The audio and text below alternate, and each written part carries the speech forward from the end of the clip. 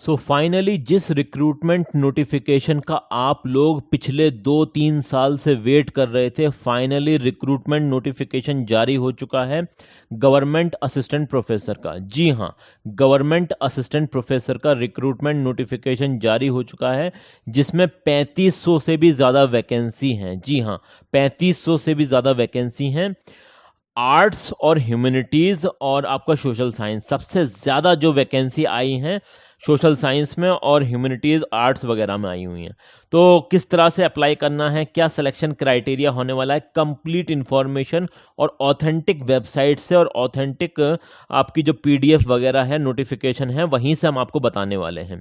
मैं आपको पहले ही क्लियर कर देता हूं, यहाँ पर आपका जो सिलेक्शन होगा उसमें आपका कोई भी रिटन टेस्ट नहीं होगा, कोई नेगेटिव मार्किंग नहीं है, कुछ भी नहीं है। आपका यहाँ पर जो सिलेक्शन होगा वो आपका एपीआई स्कोर प्लस इंटरव्यू। जी हाँ, एपीआई स्कोर आपका जो है यहाँ पर स्क्रीनिंग का काम करेगा और आपका जो फाइनल सिलेक्शन होगा वो ऑन द बेसिस ऑफ आपकी परफॉर्मेंस कैसी है, आपने कितना अच्छा परफॉर्म किया है इंटरव्यू में, वो डिसाइड करने वाला है। तो बढ़िया से अपना अपना जो भी सब्जेक्ट है उसमें जो टॉपिक आपके इंपॉर्टेंट हैं उन्हें आप प्रिपेयर कर लीजिए और उनकी पीपीटी स्लाइड्स वगैरह बना लीजिए और मैं आपको पूरा सिलेक्शन प्रोसेस सारी चीज़ें समझाने वाला हूँ।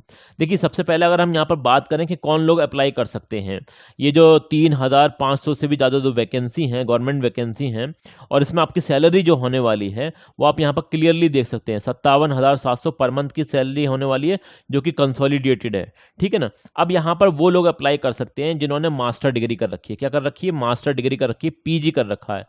पीजी में आपके कम से कम 55% होने चाहिए। ये बहुत ही इंपॉर्टेंट पॉइंट है, इन्हें बहुत सारे लोग मिस कर देते हैं और वो एलिजिबल भी नहीं होते हैं, फिर भी अप्लाई कर देते हैं। फिर कहते हैं कि हमारा सिलेक्शन नहीं हुआ, हमारा फॉर्म एक्सेप्ट नहीं हुआ, ये नहीं हुआ, वो नहीं हुआ। तो पहले आपको बात क्लियर कट समझ लेनी चाहिए कि नोटिफिकेशन में दे क्या रखा है। आपकी 55% होनी चाहिए मास्टर डिग्री में। आपने एमए कर रखा है, एमएससी कर रखा है या एमकॉम कर रखा है, जिस सब्जेक्ट में भी आप अप्लाई करना चाहते हैं तो उसमें मास्टर डिग्री तो आपने करी होगी। तो मास्टर डिग्री में आपके कम से कम 55% होने चाहिए। एक बात तो इंपॉर्टेंट ये हो गई।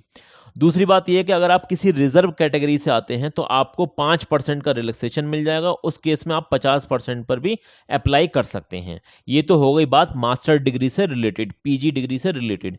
अब बात आती है कि उसके अलावा आपके पास यूजीसी नेट है या फिर आपके पास पीएचडी है या फिर आपके पास सेट है। क्या है? सेट है, स्टेट लेवल का टेस्ट होता है, सेट है।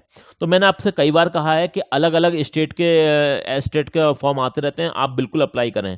कभी कभी मौका मिल जाता है एस्टेट के भी जरिए, ठीक है ना। तो बिल्कुल भी कोई सा भी मौका आपको स्किप नहीं करना चाहिए।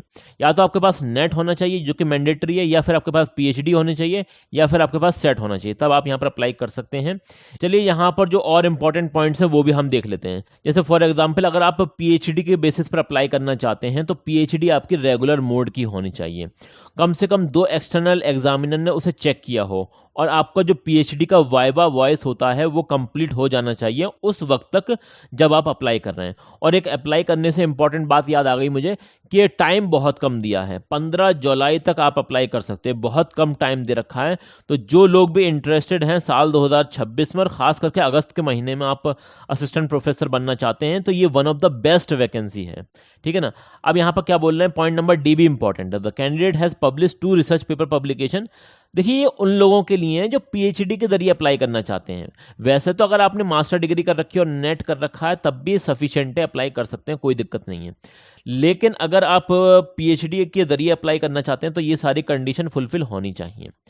कुछ सब्जेक्ट ऐसे होते हैं जिसमें नेट सेट होता ही नहीं है, तो वहां पर आप ओनली पीएचडी के डिग्री के बेसिस और मास्टर डिग्री के बेसिस पर अप्लाई कर सकते हैं। ओके। कुछ स्टूडेंट ऐसे होते हैं जिन्होंने बाहर से पढ़ाई करी है, किसी फॉरेन की यूनिवर्सिटी से पढ़ाई करी है, इंग्लैंड की, अमेरिका की, कहीं से भी, तो वो टॉप 500 में होनी चाहिए। आप डायरेक्टली अप्लाई कर सकते हैं पीएचडी के बेसिस पर। ओके, तो ये इंपॉर्टेंट बात है। अब यहाँ पर देखिए, एक इंपॉर्टेंट बात ये भी है कि यहाँ पर अप्लाई करने की कोई फीस नहीं है। देयर इज नो फीस, कोई फीस है ही नहीं अप्लाई करने की, बिल्कुल, जी हाँ, कोई फीस नहीं है। अब यहाँ पर आप सिलेक्शन का क्राइटेरिया समझ लीजिए। मैंने आपको पहले ही बता दिया, आपका यहाँ पर एकेडमिक क्वालिफिकेशन के 88 नंबर रहने वाले हैं, प्लस प्लस आपके 12 नंबर का आपका इंटरव्यू और डेमोन्स्ट्रेशन होने वाला है, जिसमें पीपीटी स्लाइड्स की मदद से आपको समझाना पड़ेगा, अपना प्रेजेंटेशन देना पड़ेगा, आप कैसे पढ़ाते हैं, ये सारी चीज़ें आपकी देखी जाएंगी, चेक करी जाएंगी।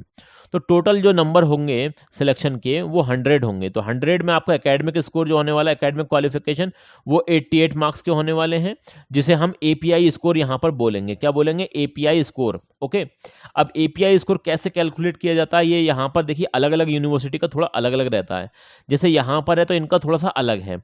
अभी इन्होंने क्या बोला कि जैसे पीएचडी में, वैसे हम देखें अगर हम यूनिवर्सिटी में अप्लाई करते हैं तो 30 नंबर मिलते हैं, लेकिन यहाँ पर इन्होंने पीएचडी वालों को 11 नंबर दे रहे हैं, जेआरएफ वालों को 11 नंबर दे रहे हैं।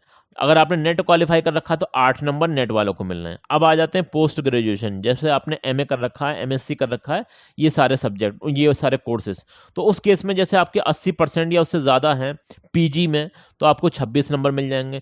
70 और 80 के बीच में परसेंटेज है तो 23 नंबर मिलेंगे। 60 और 70 के बीच में तो 20 नंबर मिलेंगे। 55 और 60 के बीच में तो 17 नंबर मिलेंगे। तो इस तरह से ये आपको पीजी के नंबर मिलेंगे, ठीक है ना। तो अपने अपने परसेंटेज के हिसाब से अपने अपने नंबर चेक करें और कमेंट सेक्शन में ज़रूर से बताएं, ताकि हम आपको राय दे सकें कि यहाँ पर आपको अप्लाई करना भी चाहिए या नहीं करना चाहिए। वैसे तो आप अप्लाई कर देना, क्योंकि फीस तो है ही नहीं, फीस नहीं है, बिल्कुल अप्लाई करना, ठीक है ना। और ग्रेजुएशन की अगर हम बात करें तो देखिए ग्रेजुएशन में अगर आपने 80% या उससे ज़्यादा आपकी परसेंटेज रही थी तो उसके 17 नंबर मिलते हैं। अगर आपकी 70 और 80 के बीच में परसेंटेज थी तो 15 नंबर, 60 और 70 के बीच में तो 13 नंबर, और 55 और 60 के बीच में तो 11 नंबर, और 45 और 55 के बीच में तो 9 नंबर। ओके, और लेस देन अगर 45% है तो उसमें कोई भी नंबर नहीं मिलेगा, ठीक है ना। तो ये इंपॉर्टेंट पॉइंट है। अब अगर हम बात करें इंटरमीडिएट के भी यहाँ पर नंबर मिलेंगे, मतलब 12th क्लास के भी यहाँ पर आपको नंबर मिलेंगे, 13 नंबर इसके भी मिलने वाले हैं आपको। मैट्रिक्स अगर आपने 10th क्लास का देखा जाए तो उसमें भी 10 नंबर आपको मिलेंगे। वो कैसे मिलेंगे, तो उसका फॉर्मूला ये दे रखा है, ये फॉर्मूला आप पढ़ लेना, यहाँ से आप समझ जाएंगे निकालना कैसे है, ठीक है ना। बहुत आसान है। जैसे 13/100 into percentage of the marks obtain, आपके जो परसेंटेज ऑफ मार्क्स ऑब्टेन हुए हैं उसे मल्टीप्लाई करना है 13/100 से। तो ये आप देख लेना, यहाँ से आप निकाल सकते हैं, ईजिली निकाल सकते हैं।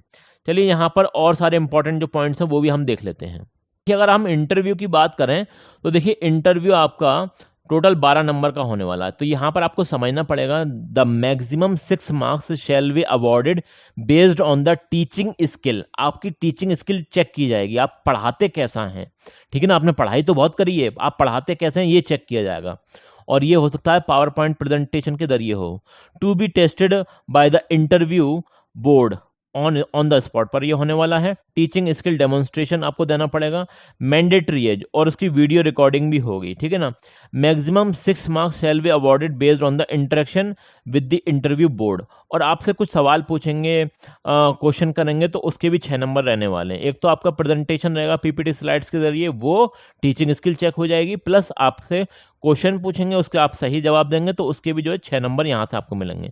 देखिए यहाँ पर कुछ इंपॉर्टेंट डेट्स वगैरह दे रखी हैं, ये भी आपको पता होना चाहिए। आपको पता होना चाहिए कि फॉर्म कब से स्टार्ट हुए थे। तो 3 तारीख से फॉर्म स्टार्ट हो गए थे, 3 जुलाई से। और कब तक आप अप्लाई कर सकते हैं, तो लास्ट डेट है 15 जुलाई तक आप अप्लाई कर सकते हैं, जिसमें 3500 से भी ज़्यादा वैकेंसी। अब किस किस सब्जेक्ट में वैकेंसी है वो भी हम आपको बता देंगे। और इसका जो इंटरव्यू डेट वगैरह दे रखी है वो जुलाई में ही दे रखी है, 20 जुलाई से लेकर 27 जुलाई। तो बहुत ही जल्दी ये भर्ती कंप्लीट होने वाली है और आपका सिलेक्शन भी बहुत जल्दी होने वाला है। सारी चीज़ें बहुत स्पीड से होने वाली हैं।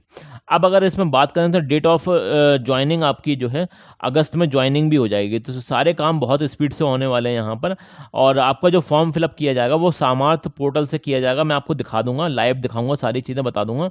अगर इसमें बात करें कि भाई आपकी यहाँ पर एज लिमिट कितनी है, तो भाई एज लिमिट 21 साल से लेकर और 43 साल तक के लोग अप्लाई कर सकते हैं। ये जनरल वालों के लिए दे रखी है एज। अगर आप रिजर्व कैटेगरी से आते हैं तो आपको रिलैक्सेशन मिल जाएगा, 5 से 10 साल तक का रिलैक्सेशन मिल जाएगा अलग अलग कैटेगरी के हिसाब से, तो वो आप देख लेना। चलिए यहाँ पर ये देख लेते हैं कि किस किस सब्जेक्ट में कितनी वैकेंसी है। तो सबसे पहले अगर हम सब्जेक्ट की बात करें तो यहाँ पर हिंदी में अच्छी खासी वैकेंसी है और काफ़ी डिमांड आती है कि सर हिंदी में वैकेंसी बताइए। तो असिस्टेंट प्रोफेसर के लिए बहुत ही अच्छा रिक्रूटमेंट नोटिफिकेशन आया हुआ है, जिसमें 625 टोटल वैकेंसी है। कितनी वैकेंसी है? टोटल वैकेंसी 625 वैकेंसी है। और इकोनॉमिक्स की अगर हम बात करें तो इकोनॉमिक्स में यहाँ पर 597 टोटल वैकेंसी है। अच्छी खासी वैकेंसी है। अप्लाई कर देना, बिल्कुल अप्लाई कर देना, क्योंकि यहाँ पर कोई फीस भी नहीं है, नो फीस। तो ये अच्छा, एक बहुत ही बढ़िया इन्होंने चीज़ कर रखी है कि कोई फीस नहीं है यहाँ पर। हिस्ट्री में अगर हम देखें तो 662 यहाँ पर वैकेंसी हैं, 662 वैकेंसी हैं। और पॉलिटिकल साइंस में यहाँ पर कितनी वैकेंसी है तो आप क्लियरली देख सकते हैं 596 वैकेंसी है, 596 वैकेंसी। इंग्लिश में आप देख सकते हैं यहाँ पर 674 वैकेंसी है, मतलब 674 वैकेंसी है। सोशियोलॉजी ये वो सब्जेक्ट हैं जो हमारे चैनल पे जिस पे सबसे ज़्यादा कमेंट आते हैं कि सर इन सब्जेक्ट में वैकेंसी बताइए, तो सोशियोलॉजी वालों बिल्कुल अप्लाई कर देना और वीडियो को लाइक भी कर देना। सोशियोलॉजी वालों के लिए कितनी वैकेंसी हैं तो यहाँ पर हैं 533 वैकेंसी हैं। और ये जो वैकेंसी हैं ये मतलब कैटेगरी वाइज डिस्ट्रीब्यूट कर रखी हैं, वो आप डिटेल नोटिफिकेशन में चेक कर लेना। और ये जो नोटिफिकेशन की लास्ट डेट है तो यहाँ पर आप पढ़ सकते हैं, देखिए लास्ट डेट है 15 जुलाई तक आप यहाँ पर अप्लाई कर सकते हैं। और इसके अलावा ये जो वैकेंसी आई हुई हैं तो आप ये देख सकते हैं यहाँ पर Bihar state university service commission की तरफ से ये जो वैकेंसी आई हुई हैं, ये इसका नोटिफिकेशन आया था 3 जुलाई को, 3 जुलाई को नोटिफिकेशन आया हुआ था। देखिए यहाँ पर ना इस तरह से ये वैकेंसी का डिस्ट्रीब्यूशन दे रखा है, SC ST OBC और अलग अलग जो यूनिवर्सिटी है, जैसे ये आप पढ़ सकते हैं LNMU ये अलग यूनिवर्सिटी है, PPU ये अलग है, VKSU है, MU यूनिवर्सिटी है। तो इसमें जो टोटल वैकेंसी है उनका डिस्ट्रीब्यूशन यहाँ पर दे रखा है, तो ये आप देख लेना यहाँ पर डिस्ट्रीब्यूशन। ओके, और यहाँ पर ये SC ST OBC में कितनी डिस्ट्रीब्यूट कर रखी हैं वो भी आप देख लेना। तो जनरल में भी आप देख सकते हैं, तो वैकेंसी अच्छी खासी वैकेंसी है जनरल में, आप देख सकते हैं यहाँ पर ये वैकेंसी अच्छी खासी वैकेंसी है, तो इस पर कोई भी अप्लाई कर सकता है, ऑल इंडिया से कोई भी मेल फीमेल कैंडिडेट अप्लाई कर सकता है। तो इसी तरीके से आप अलग अलग सब्जेक्ट का यहाँ पर वैकेंसी वगैरह देख सकते हैं। ओके, तो सारी वैकेंसी का नोटिफिकेशन वगैरह मैंने सब कुछ आपको बता दिया है। और यहाँ पर अप्लाई कहाँ से करना है तो मैं भी वो भी आपको दिखा देता हूँ। देखिए अप्लाई करने के लिए आपको सबसे पहले यहाँ पर जाना पड़ेगा, ये रिक्रूटमेंट पोर्टल है सामर्थ ई गवर्नमेंट पोर्टल। यहाँ पर आपको न्यू अकाउंट क्रिएट करना पड़ेगा, उसके बाद लॉगिन करना पड़ेगा, ठीक है ना। और आपको इसका नोटिफिकेशन कहाँ से मिलेगा तो नोटिफिकेशन आपको यहाँ से मिलेगा, Bihar state university service commission. यहाँ पर इसके ऑफिशियल पेज पर आप आएंगे तो यहाँ पर आपको ये वाला नोटिफिकेशन डाउनलोड कर लेना है, ये वाला नोटिफिकेशन, ये वाला ये सब आपको नोटिफिकेशन इंपॉर्टेंट है। अभी यहाँ पर कुछ ना कुछ चेंजेस आते रहते हैं, कुछ ना कुछ होता ही रहता है बिहार में, तो वो सारी चीज़ें आपको यहीं नोटिफिकेशन वाले इस बार में आपको मिल जाएंगे, ठीक है ना। तो ये आप चेक कर लेना, और कोई बात आपको समझ में नहीं आती है, कोई दिक्कत है, कोई परेशानी है, तो ये है आपका चैनल रोजगार अपडेट विद आदिल खान। कोई भी दिक्कत हो, कोई परेशानी हो, कमेंट सेक्शन में बता देना। सब्जेक्ट वगैरह, एलिजिबिलिटी वगैरह सारी चीज़ें मैंने आपको बता दी हैं। फिर भी अगर आपको कोई दिक्कत हो तो हम आपके लिए हर वक्त हाजिर हैं, कमेंट सेक्शन में बता देना। This video is for education purposes only. Always verify details on official websites.